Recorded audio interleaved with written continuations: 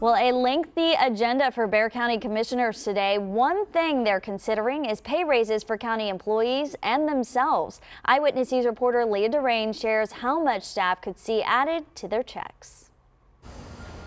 Commissioners will be discussing the budget today, and one of the sections involves cost of living adjustment. So they'll be considering approving a 2% raise for all county employees and elected officials. For some perspective, the average pay raise in America is about 3%. For the last 2 years, Bexar County Commissioners have received 7% increases to their six-figure salaries.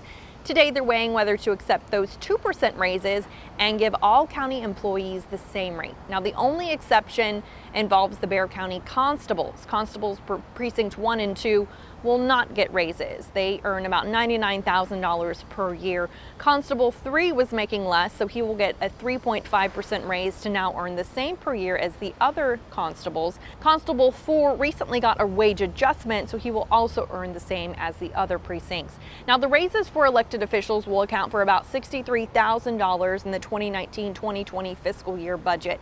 Funds have also been identified to cover the 2% cost of living adjustment for the other county employees.